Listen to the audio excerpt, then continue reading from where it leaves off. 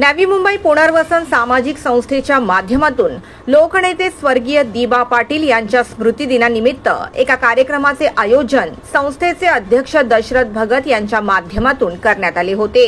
या कार्यक्रमात प्रमुख अतिथी म्हणून माजी खासदार तथा नवी मुंबई आंतरराष्ट्रीय विमानतळ नामकरण सर्वपक्षीय कृती समितीचे कार्याध्यक्ष डॉक्टर संजीव नाईक उपस्थित होते। याचबरोबर नगरसेविका फशीबाई करसन भगत, वैजयंती दशरथ भगत, युवा नेतृत्व निशांत भगत, समाजसेवक संदीप भगत, संजय यादव, देवेंद्र खाडे, विठ्ठलराव यादव, शैलेश घाग यासह इतर मान्यवरांची प्रमुख उपस्थिती लाभली। इयत्ता 10वी व 12वी परीक्षेत उत्तीर्ण झालेल्या गुणवंत विद्यार्थ्यांचा गुणगौरव आणि ज्येष्ठ नागरिकांना छत्री यावेळी भेट स्वरूपात देण्यात आली। सर्वच मान्यवरांनी आपली भावना यावेळी व्यक्त केली।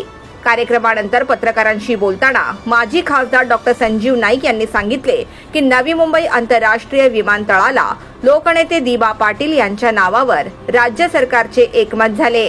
केवळ केंद्र सरकारच्या घोषणेची प्रतीक्षा आहे। लोकनेते दिबा पाटील साहेबांचा स्मृतिदिन आहे। माझे ज्येष्ठ सहकारी दशरथ भाऊ भगत आणि त्यांच्या संस्थेच्या माध्यमातून दरवर्षाप्रमाणे यावर्षी सुद्धा मोठा उत्साहात कार्यक्रम होतोय। ह्या तिन्ही प्रभागांमध्ये आज ज्येष्ठ नागरिकांचा सन्मान, त्यांना छत्री वाटप करून सन्मान होतोय। तसंच जे विद्यार्थी आहेत SSC आणि HSC त्यांचा सन्मान या ठिकाणी करण्यात आला आणि एक आनंदाची गोष्ट आहे की त्यांना मार्गदर्शन करण्याचं सुद्धा या ठिकाणी शिबिर झालेलं आहे। मी नक्कीच आज माननीय प्रधानमंत्री साहेबांचा धन्यवाद करतो की त्यांनी नवी मुंबईचं विमानतळाची पायाभरणी केली आणि लवकर पुढच्या 2 महिन्यामध्ये देशाला समर्पण या ठिकाणी होणार आहे, अर्पण होणार आहे आणि त्याचं नाम लोकनेते दिबा पाटील असावं।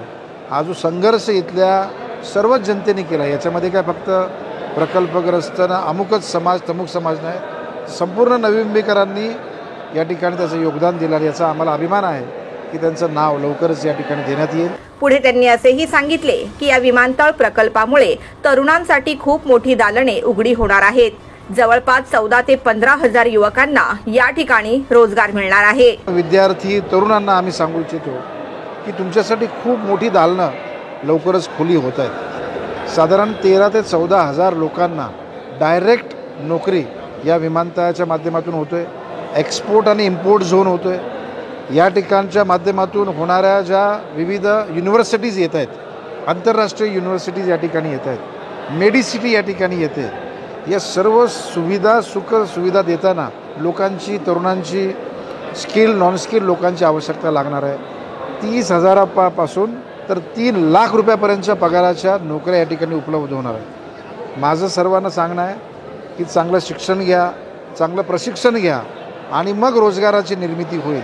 आणि म्हणून दशरथ भाऊ, मी असेल, मान्य नाईक साहेब असतील, आम्ही सर्वांचा प्रयत्न आहे की स्थानिक भूमिपुत्र प्रकल्पग्रस्तांना तर नोकरी मिळालीच पाहिजे, परंतु इथला जो स्थानिक नागरिक आहे, मग तो कुठल्या धर्माचा आहे, जातीचा आहे, वर्णाचा आहे, याच्याशी आम्हाला घेणदेण नाही आहे, तो नवी मुंबईकर आहे, त्यालासुद्धा याच्यामध्ये प्राधान्य मिळालं पाहिजे, ही आमची भूमिका आहे। माजी नगरसेवक दशरथ भगत यांनी यावेळी स्वर्गीय लोकनेते दिबा पाटील यांच्या स्मृतिदिनानिमित्त आयोजित कार्यक्रमांची माहिती दिली। देशातील शेतकऱ्यांचे आणि कष्टकऱ्यांचे नेतृत्व दिवंगत दिबा पाटील साहेबांना स्मरण आणि कोटी कोटी प्रणाम। त्यांच्या स्मृतिदिनी आज आम्ही या ठिकाणी ज्येष्ठ नागरिकांचा सत्कार आणि गुणवंत विद्यार्थ्यांचा गुणगौरव सत्कार या ठिकाणी आयोजित केलेला आहे। माजी नगरसेवक दशरथ भगत यांनी पुढे असेही सांगितले की त्यांचा सरकारवर पूर्ण विश्वास आहे व उद्घाटनाच्या आधी निश्चितच नवी मुंबई आंतरराष्ट्रीय विमानतळाला लोकनेते स्वर्गीय दिबा पाटील यांचे नाव लागलेले असेल।